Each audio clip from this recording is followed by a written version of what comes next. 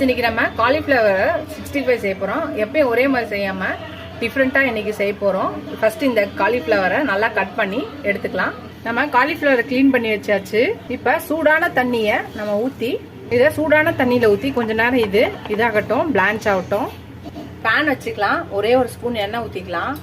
இதுல ஒரு சின்ன துண்டு இஞ்சி, ஒரு 5 to 8 பல்லு பூண்டு, 4 to 5 பச்சை மிளகாய், ஒரு கை கருவேப்பிலை.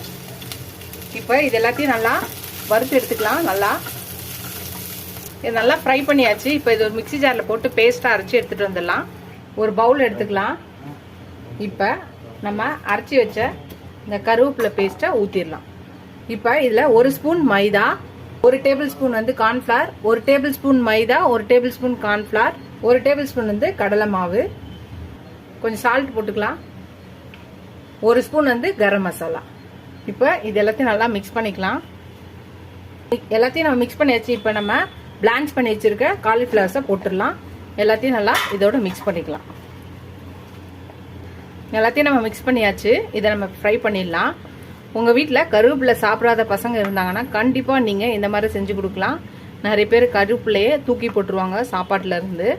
ஸோ கருவேப்பிலையோட ஃப்ளேவரும் அதோட சத்தும் நம்ம உடம்புல சேர இந்த மாதிரி நம்ம ஸ்நாக்ஸ் மாதிரி செஞ்சு நம்ம தரலாம்.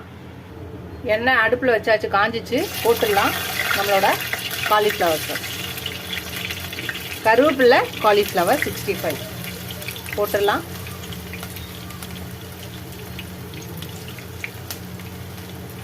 இது அப்படியே ஒரு 2 நிமிஷம் இருக்கட்டும். அப்புறம் நம்ம பிரட்டி விடலாம். அப்படியே நல்லா சுற்றி இப்போ பிரட்டி விடலாம்.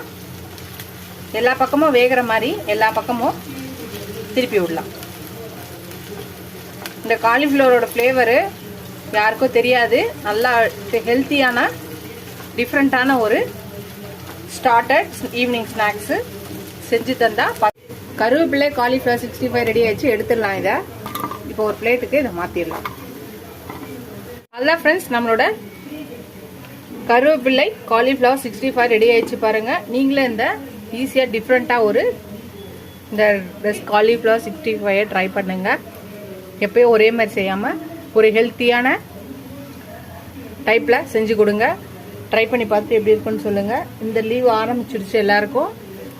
ஸோ டெய்லி ஏதாவது செஞ்சு தர சொல்லுவாங்க. இந்த மாதிரி ஹெல்த்தியான ஒரு ரெசிபியாவாக செஞ்சு கொடுத்தீங்கன்னா அவங்க ரொம்ப விரும்பி சாப்பிடுவாங்க. கருவேப்பிலையே கொடுத்த மாதிரி இருக்கும், ஹெல்த்தியாகவும் செஞ்சு தந்த மாதிரி இருக்கும், அவங்களும் சாப்பிட்ட மாதிரி இருக்கும். ஸோ இந்த வீடியோ இதோட முடியுது. அடுத்த வீடியோ அடுத்த ரெசிபியில் பார்க்கலாம். Tata bye friends.